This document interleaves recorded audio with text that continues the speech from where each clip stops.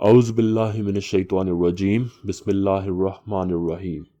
बहुत सारे नाज़रीन ये जानना चाहते हैं कि एक दो दिन में जो पाकिस्तान में एक सिचुएशन डेवलप हुई है कमिश्नर रावलपिंडी लियाकत अली चट्ठा के हवाले से, जिन्होंने ये इंकशाफात किए हैं कि रावलपिंडी डिवीज़न में धांधली हुई है इलेक्शंस 2024 में और उनका एक अहम रोल रहा है इस धांधली में। तो लोग ये जानना चाहते हैं कि इस क्लेम की, ये जो एलिगेशन लगाया गया है कमिश्नर साहब की तरफ से, इसमें क्या सदाकत है। तो इसकी सदाकत जानने के लिए हम आसमान की कौंसिल की तरफ निगाह करेंगे, क्योंकि हम देखना चाहते हैं कि ये जो इन्होंने ऑब्जेक्शन रेज किए हैं अगेंस्ट सिकंदर सुल्तान राजा, जो कि chief election commissioner of Pakistan हैं, और काजी फाइज ईसा, जो कि चीफ जस्टिस ऑफ पाकिस्तान हैं, इन्होंने अपने जो प्रेस कॉन्फ्रेंस थी उसमें इन दोनों हजरात का नाम लिया है। तो हम देखना चाहते हैं कि इसमें क्या सदाकत है, क्या वाकई ये दोनों हजरात इस मामले में इन्वॉल्व हैं या नहीं हैं।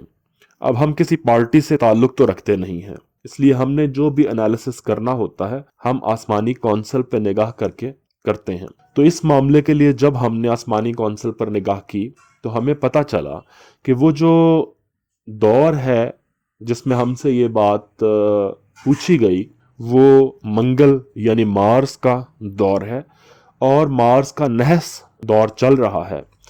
जबकि उस नहस दौर में ख़ास चीज़ ये है कि वो अपने आखिरी फेज़ की तरफ रवां दवा है।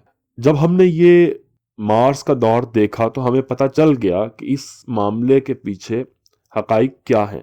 दर हकीकत मार्स का ये नहस दौर हमें ये बताता है कि ये जो लियाकत अली चट्ठा साहब ने जो भी ये प्रेस कॉन्फ्रेंस की है और ऑब्जेक्शंस रेस किए हैं इलेक्शन की ट्रांसपेरेंसी के ख़िलाफ़, ये एक बहुत बड़ी साजिश का हिस्सा है, क्योंकि मार्स नहस पोजीशन में है और ये एक साजिश को शो कर रहा है।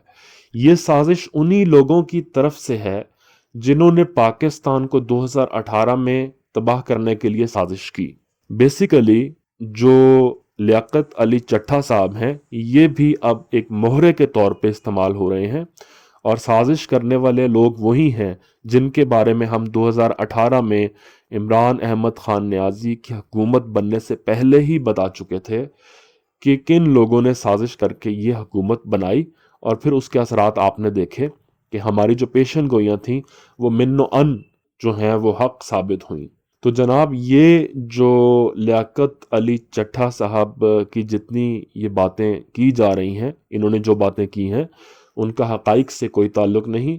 ये एक बहुत बड़ी साजिश है, जिसमें साजिश में मेन जो निशाना बनाया गया है वो चीफ जस्टिस ऑफ पाकिस्तान काजी फाइज ईसा को बनाया गया है। आप जानते हैं कि काजी फाइज ईसा साहब के खिलाफ इसी गिरोह ने, साजिशी गिरोह ने 2018 से लेके 2020-21 तक किस कदर घिनौनी साजिशें की ताकि वो चीफ जस्टिस ऑफ पाकिस्तान के ओहदे तक ना पहुंच सकें। तो जनाब, हमने आसमानी कौंसिल पर निगाह करके आपको ये हक़ाइक़ बता दिए हैं। अब ये आपकी मर्ज़ी है कि आप इसको फॉलो करें या ना करें। वमा अलैना इल्लल बलागुल मुबीन।